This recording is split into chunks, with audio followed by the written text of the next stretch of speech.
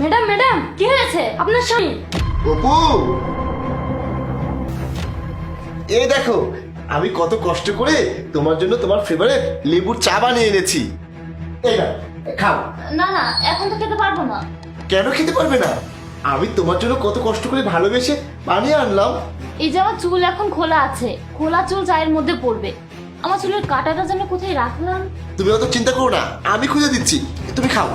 আচ্ছা দাঁড়াও, এখানে তো রেখেছিলাম, খুঁজে দেখি কোথায় গেল। আচ্ছা, আমিও খুঁজে দেখছি। ম্যাডাম আপনার চাই বিষ আছে।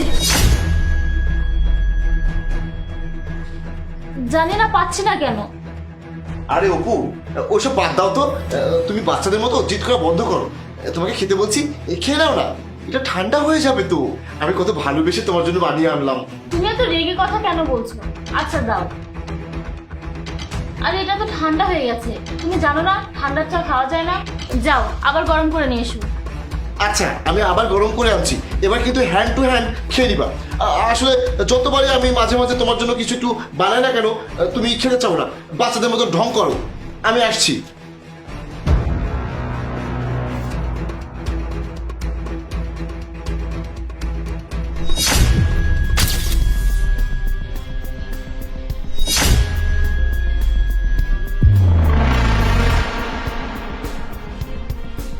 এই তো, বিষ মেশানো শেষ।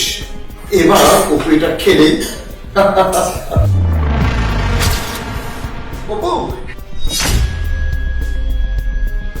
এই যে এবার গরম করে এনেছি, নাও এটা এবার খেয়ে নাও, নইলে আবার ঠান্ডা হয়ে যাবে, তারপর তো তুমি আবার ঢং করতে শুরু করবে।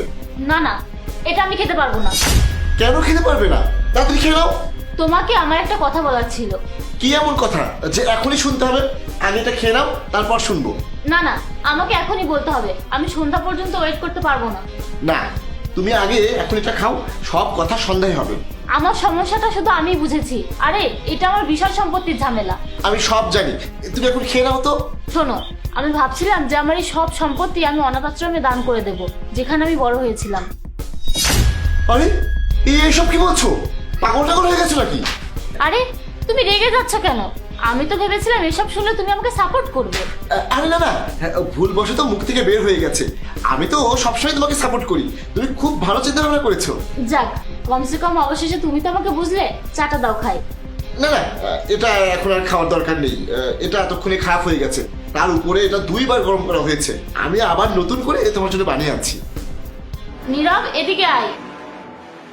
চলে গেছে। অনেক অনেক ধন্যবাদ তোকে, তুই আজ আমার জীবন বাঁচালি। আরে ম্যাডাম, এতটুকু তোমার কর্তব্য ছিল, কারণ আপনি আমার জন্য অনেক কিছু করেছেন। তো ম্যাডাম, আপনি এখন কি করবেন? হ্যাঁ সেটাই তো, কি করব। আচ্ছা তুই আমাকে একটা সাহায্য করতে পারবি? হ্যাঁ ম্যাডাম, বলুন। সাহেব সাহেব, দেখুন ম্যাডামের কি হয়েছে। কি হয়েছে? দেখুন মালিক ম্যাডাম আমাদেরকে ছেড়ে চলে গিয়েছে। কিভাবে হলো এটা? জানি না স্যার, ম্যাডাম এই কাপ থেকে চা খাওয়ার পরে এরকম হয়ে গেছে। জানি না এর মধ্যে কি ছিল। আমি তো ওই চাটা ওকে খেতে বারণ করেছিলাম, ওটা তো ওর খাওয়ার দরকার ছিল না। কেন মালিক, এটাতে কি ছিল? ওসব তুই স্যার, তুই এটা বল, এই যে তোর ম্যাডাম মরে যাওয়ার আগে কি তোকে কোনো ফাইল টাইল দিয়ে দিয়েছিল? হ্যাঁ স্যার, এই তো এটা দিয়ে গিয়েছে।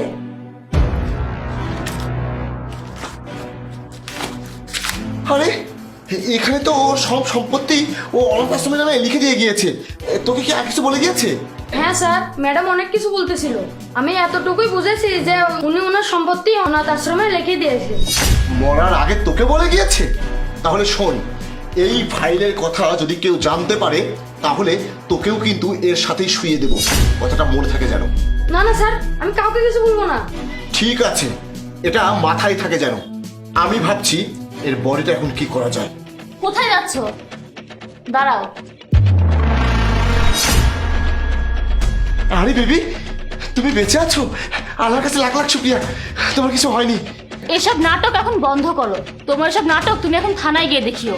আমি পুলিশকে ইনফর্ম করে দিয়েছি, কিছুক্ষণের মধ্যেই পুলিশ আসছে। কি? তুমি পুলিশকে ইনফর্ম করেছো? তোমাকে তো আমি ছাড়বো না, এই যে নাও। আরে কোথায় যাচ্ছিস পালিয়ে? কোথায় যাবি? পুলিশের হাতে যখন ডান্ডা পড়বে না তখন বুঝবি।